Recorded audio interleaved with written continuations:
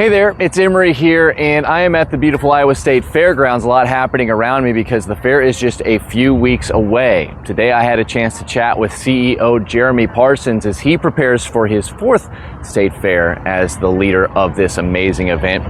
Let's hear what he had to say. We're sitting here at the esteemed Iowa State Fairgrounds, and I am joined by the CEO of the Iowa State Fair, Jeremy Parsons. Jeremy, thank you so much for joining me today. Hey, good to be with you today, and welcome to the Fairgrounds, three weeks early, I guess, on today. It's quiet now. It will not be quiet for long, for sure. What's your day look like right now as you're kind of counting down this last month? Yeah, obviously a lot of details are already in place for the fair, but we're still crossing off those final to-do lists. A lot of media appearances for me, just representing the fair, but just all the final little details, all those little things that you really can't do until 2 weeks before, it's time to do now. So you're going into, is this year 4? Mm-hmm. So this is your fourth Iowa State Fair. For, you personally, what kind of in your brain have you kind of learned in capacity-wise, just kind of trying to figure all the moving parts of such a large operation that you have here?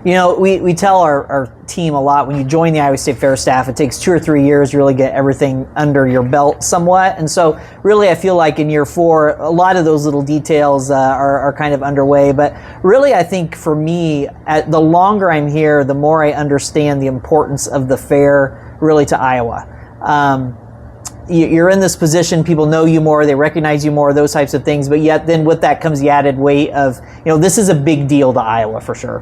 How does one become the CEO of the Iowa State Fair? Well, it's an interesting story for me anyway, because this is something I actually talked about when I was little. So when you're in school, you always do those elementary projects, what do you want to be when you grow up? And like many Iowans, I grew up attending the Iowa State Fair with my family, camping, doing all the fair things. And as part of the school project, I was like, well, some guy's got to be in charge of this fair, right? And so I want to do that when I grow up. So when you're 11 years old, you meet the Iowa State Fair CEO, who was Marion Lucas at the time. You do a project on it, then end up working at the fair through high school and college and do a bunch of different things. And then life comes full circle and you're back as a CEO.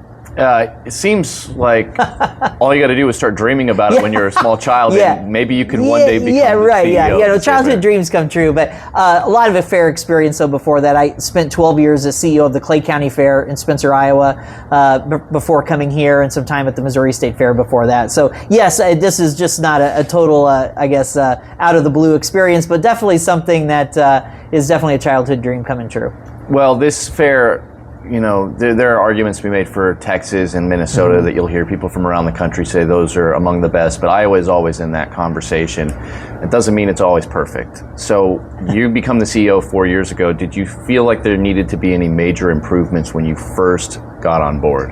Interesting you asked that, because when I first arrived at the fair, I was very clear about the fact I was just going to watch and observe. And so really that's what I did that first year. And really out of that, though, was the discovery that the Iowa State Fair itself is a pretty great event, iconic, as you've mentioned. It really is recognized throughout the world as one of the most iconic state fairs out there. So the event was not broken. Really, for me, it's been a lot of changes behind the scenes. How can we operate more efficiently?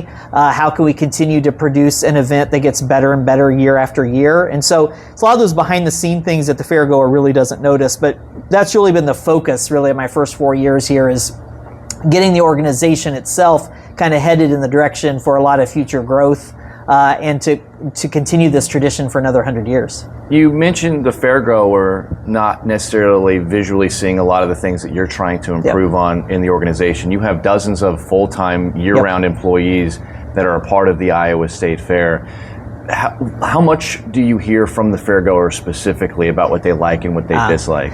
A lot. I try to be really hands-on. I know for me, my typical fair day is really spent out on the fair, at the fair. You can't manage something if you don't really know what's going on. And so a lot of interactions with fairgoers, a lot of interactions with fairgoers through social media, through just running into people. I've been here long enough now that I'm recognized every once in a while in a grocery store. I know you understand what that's like sometimes, like, hey, what's new at the fair this year? And you're like, well, I don't know, and I have no idea who you are. But anyway, but no, so a lot of those interactions, but I try to stay as grounded as I can that way, making sure I'm hearing directly from the fairgoer. And I think the fairgoer has seen change during my time here. I tell people a lot that the thing I'm most proud of in my tenure here is we own more picnic tables, benches, and shade structures than we did before I arrived, because I think that's really what the fairgoer cares about is having a comfortable experience when they're here at the fair. You just never know what the weather is going to do, and I was here as a kid, and I just remember one incredibly hot day, and we basically just hid all day. It's a really big challenge. Was that one of the most notable complaints that you would hear from fairgoers, that they were looking for improvements in that? What have been a couple of the things that you've heard that people wanted to see become better at the fair? Yeah, I think the main goal of the Iowa State Fair obviously is we exist to celebrate Iowa agriculture. That's why we're here. But at the same time, we have to satisfy our customers like any business. And for us, those customers are here the 11 days of the fair. And so what we just knew from survey work and just those interactions with fairgoers is, just think about your family or yourself in general. When you're going to go to some place that's clean, where there are decent bathrooms, where there's places to sit down and rest. And if you can do all those things, you're going to stay longer. And ultimately for us, success is measured by how long you stay at the fair or how many times you come back. And so whatever we can do to improve that experience is what we're trying to do. So that's improved restrooms. That's new areas like Shivers Plaza, right across from the Livestock Pavilion, which literally is an area of the fairgrounds just with shade and picnic tables. It's also things like our barn renovation project, improving the restrooms in there. So all those things really add up, just hopefully to get you to stay longer at the fair. What are some of the things that you hear that people love the most from the average fairground? Yeah, according to survey work, the number one reason people tell us they attend the fair is for food. That really is kind of the calling card, not only of the Iowa State Fair, but of most state fairs. But really beyond that, I think it's the traditional aspects that people like. They want to stand in line just like their grandparents did to look at the butter cow. They want to ride the old mill, the sky glider, again, like they did when they were kids or when their parents were kids.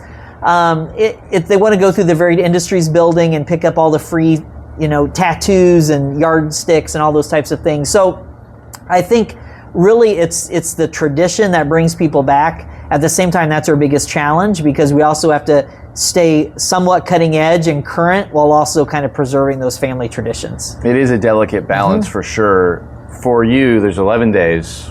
Yep. You go to sleep for probably a few hours every night, try to get some shut-eye. In your opinion, what is the single most important aspect to a successful fair day for you? That's a great question. I would say just knowing that we delivered on what we promised, and that is just a safe, clean event for your family to come enjoy that celebrates Iowa. So, how do I get affirmation of that? It's watching people sitting here on this porch, watching people having a good time with their family. I think that's ultimately, what we try to do for all of us here at the fair. That's why we get up every morning. That's the purpose. That's the goal. Let's talk about the fair. The first day, the last day, those might be a little bit strange. Then we know the weekend days can get very busy, right. But let's just kind of put an amalgamation of every single day. What would be kind of a typical day for the CEO of the Iowa State Fair? You have done all the prep work, you have made all these improvements. There's not a whole lot you're going to be able to solve while 120,000 people are wandering around the grounds. What does a normal day look like from you from the time you wake up to the time you go to bed? So usually I'm here at the fair. Well, of course, I live here on the fairgrounds, little known fact, or some people know it's a well-known fact, but the Iowa State Fair CEO lives here. So I wake up in the morning, come down the hill, but I'm usually here at the office by about 7 a.m. My day always starts with a breakfast with our board and kind of an update on the previous day, a review of them, and a preview of the day ahead. Then we go right into a senior staff meeting at that time, where really we get our staff together just to talk about what were some things to celebrate from the day before, and what are some things we need to solve today. While the fair pretty much runs itself, always things that need to be tweaked and changed throughout the course of the fair. So really the morning starts with kind of reviews and updates and staff meetings, a check-in with our media team. and with our public safety team. And then really from that point on, it is spending some time on the fairgrounds, seeing what fairgoers are seeing, trying to interact that way. It's time in meetings that may pop up from time to time. It's also a lot of hosting. The Iowa State Fair is well recognized in the fair industry as a leader. And so this year alone, for example, we're going to have representatives here from the State Fair of Texas, Minnesota State Fair, fairs, the Western Fair in Ontario, the Eastern States Exposition out in Springfield, Massachusetts, a couple fair, the Bloomsburg Fair from Pennsylvania. These fairs are all coming here to learn from us. So it's also sharing a lot of that information. That kind of gets you through the whole day. Then in the evenings, it's checking in on grandstand concerts, checking in on the free stages, watching fireworks and going to bed and doing it again. So that's kind of how the day goes. It really is something different every day. Obviously, Monday of fair is spent watching the Veterans Day Parade. There might be time at the Governor's Celebrity Steer Show, but always something for sure. But mainly it's getting out of my office as much as possible and really seeing what the fair is like from the fairgoer perspective. I absolutely love the fair because of the 11 days. You can make a 3 or 4 day trip and see something different every single day. Or you can be a real sicko like I like to be and be here for all 11 days and find different things to do.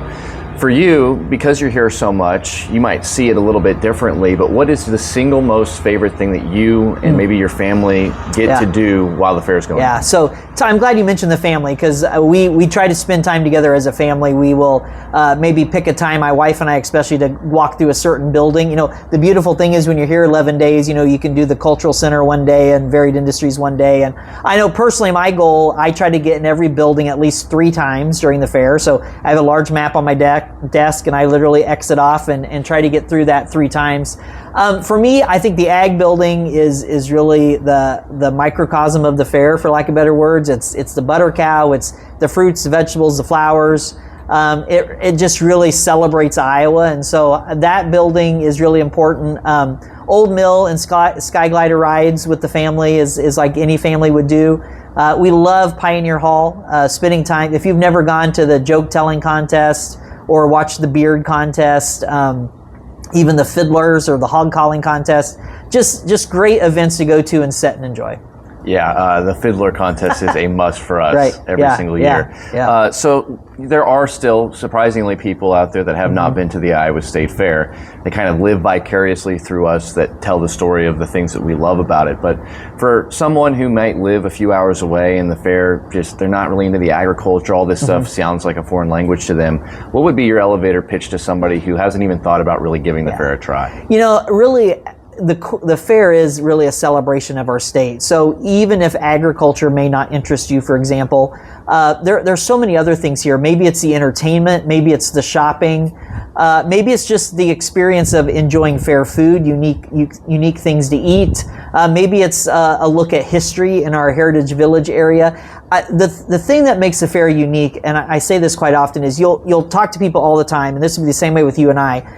We would both answer the question, yes, we went to the Iowa State Fair. But when you ask the follow-up question, what did you do at the fair? You and I could have spent all day here and had completely different experiences. And that's ultimately what the fair is about. What you might choose to do at your day at the fair could be completely different from what I'm doing at my day at the fair. Well, I know for somebody like you who, as you mentioned, you're going 3 different times to different places, this entire fairground, I don't exactly know how many square feet it is, but it's a ridiculously 400 large, acres total property. 400 acres that you're doing, and you mentioned some of the areas of improvement. You want seating areas, you want shade. I know that it has really been the most important thing for you in the first few years of you being here as the CEO. So do you have another next best project that's kind of on your mind as you're kind of moving toward kind of this next phase of your tenure as the CEO? Sure. Yeah, we're halfway through that major project, which is our barn renovation project. $45 million project that really started in 2022, right after the 22 fair, and took us 2 years to get the sheep barn done. This year you'll see a massively renovated and completed horse barn. Now we're going to move into those next 2 barns. So that's going to be another 3, 4, 5 years, really finishing up that barn project. At the same time, we're really moving forward, I think, with really probably a piece that will be kind of a signature piece of the fair, and that's related to ag education. So many people, when you come to the fair, you're familiar with the Animal Learning Center, Little Hands on the Farm, the garden, kind of all that area to the north. And really, our plan is to construct another building, another facility in that area dedicated to agriculture. So the Animal Learning Center teaches you all about livestock in our state, but we really don't have a facility that talks about crops and soil and water. And that's really the next piece. And our hope is even that this facility could be designed in such a way that it becomes usable not during the fair as well, that we can tell Iowa's agriculture story here more on a year-round basis, but just really early in the plans for that, but that will be something coming soon. You know, this is a big year, obviously America's 250th birthday, but coming down the road, 2029 is really a huge fair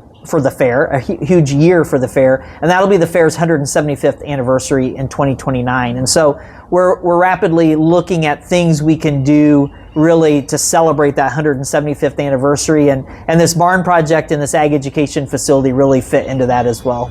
If you could have any musical artist perform at the grandstand, who would it be? Yeah, you know, if I could book Taylor Swift or George Strait for 11 nights in a row, I wouldn't have to worry about it. Or I'll just say it this way: if I could book Taylor or George, I wouldn't have to worry about it because they would sell out 11 straight nights, and that's all we'd have to worry about. Okay, that's fair enough. But what about you personally? Is there like Charlie Daniels band or something in there? Yeah. Charlie Daniels. Yeah. Sleep at the Wheel back here at the fair. No, I really like all kinds of music. But to be able to see an iconic performer like Michael Jackson or Elvis in their prime would have been something pretty cool to see. How awesome would that have been? Yeah, right, Michael Jackson exactly. at the Iowa State Fair. Yeah. If you could show one animal in the big pavilion, what would you show? It would probably be something pretty small that I could handle. So probably a goat or a sheep, probably for sure. That's a pretty good one. Last question for you here. If you were to have a booth at the Varied Industries building and you could bring any industry in that you want and you get to tell people all about it all day long, what would you be managing? Oh, it might be a booth about the Iowa State Fair. That might be I guess that probably wouldn't matter. But yeah, a booth about the Iowa State Fair. I think there are and this is another area, kind of changing the subject, but so many things we need to showcase about Iowa here at the fair. So I'm sure there's an Iowa business out there somewhere that we need to be talking about here at the Iowa State Fair. Well, you're going to find a lot of them in the Varied Industries building. You are. You're going to have a lot of fun at the Iowa State Fair as well. Jeremy Parsons, the CEO of the fair. Thank you so much for the time. Thanks so much for this information. I can't wait to see you when the fair is going on. Yeah, it'll be here before we know it. Come enjoy it. We'll see you at the fair. There you have it, another Iowa State Fair just around the corner. Cannot absolutely wait to be here and enjoy it with so many of you as well. If there's somebody you'd like me to interview in Iowa, in Omaha, anywhere, I would love to know who. You just leave me a comment and I will check that out and see what you have for me. Until then, thanks so much for watching and we'll talk to you next time.